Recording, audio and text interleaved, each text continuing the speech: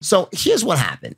The first time I really broke the law on Wall Street, right? I had to do a trade, and if I would have done the trade the way it was supposed to happen, it would have been a red flag to the regulators. Like I had to buy a stock. Someone owed me stock that was $2, and the stock was $6. So if they would have sold to me at $2, made a $2 print while the stock was at $6, say, what the fuck? Wait, something's wrong, right? Yeah. So the guy sold me the stock at $6 and handed me a bag of $1 million in cash.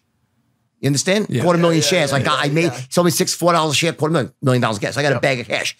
And I was fucking so tortured over this $1 million bag. I was like, I shouldn't do this. And I hadn't broken any laws yet, you know? I was like, all right, I'm doing it once and never again. And that's the first step. And there you go. And that's how it fucking starts. Now, that's one way it starts, okay? That started for me, right? With that fucking one step, and then your line of morality and ethics moves a little bit, and then these small, imperceptible steps. It's like, you know, it's like you dip your toe into a hot bath, and you're like, fuck. And then 30 minutes later, you're like, it's perfect. Yeah, like when you first get into a hot tub. Yeah. Right? So that's, then there's another path also. The other path, this is just as common, if not more, is people who make a mistake and they lose money, but they're scared to tell people. So they try to cover it up as, let me just do a bigger trade. I'll make it back. And that's how a lot of Ponzi. It's called chasing. Get it? So there's a rule in trading. Your first loss is your best loss. Yep. But a lot of people, they, if I do that, my business will die. And so they try to cover that up and not disclose it. And that starts this whole chain that gets bigger and bigger. And then there's people like Bernie Madoff, who like from the very first thing, it's like 7 years of fucking scam from the fucking start, right? But, I knew after about 2 years, like it was way out of control, morality wise, and also legally. Listen, 98% of what we did was legit. It was a couple of things we were doing that were very wrong, but everyone was doing them. So they were. It's like, as you found out on Wall Street later on, everyone was fucking corrupt. It's true. Okay. That doesn't make what I did right. I'm not trying to rationalize it, but that was my rationalization back then.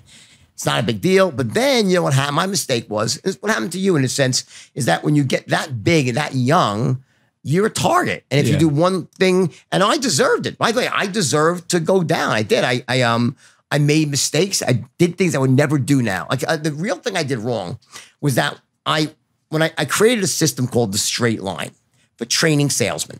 Once I invented that, I was able to take any person and make them into a fucking millionaire closer, right? World-class closer. Can you still do that, by the way? Of course, I do it all around the world. Trading or sales training? Just making people millionaires in general. Well, if they want to work their asses off, I could take any person and make them rich if they're willing to work their fucking ass off. No chance on just the million without the working the ass off part. You got to work. Fucking it. I'm the wrong. If you want to, if someone wants to really work and take time to learn the rules of success and grow themselves, yes, you'll be a millionaire. Are there shortcuts to success? Of course there are. And that's the shortcut, is to learn to. The only way to get rich in this world is quick. Yeah. The world's too expensive to get rich slowly, right? But the distinction there is, I'm not talking about a get rich quick scheme. What happens is you work really hard and then you don't get the result. And you work really hard, don't get the result. You keep working really hard, you don't get the result, but you're lining up the elements of success. It's below the waterline, so to speak. And then that one last piece of the puzzle, and bam, you sort. And everyone's like, oh my God, he got rich overnight. Well, you know what? There was 2 years of really hard work, or whatever it might be, 10,000 hours, whatever it might be, right? 10,000 hours. So the point is that when you get rich, it happens quickly, but there's a lot of work that has to go into it. Now, here's the deal. There are certain skill sets that you really need to possess if you want to essentially ensure that outcome. Those are the ability to close the deal, to market effectively, which you guys are awesome at. You're great marketers, right? Yep. Okay, to close effectively, the rules of business and entrepreneurship. Then there's some inner game stuff, mindset to manage your emotional states, your beliefs. So there's all this sort of stuff. Networking, right? relationship building. That's all based on beliefs and strategy. So I teach people those strategies, and then they'll get rich.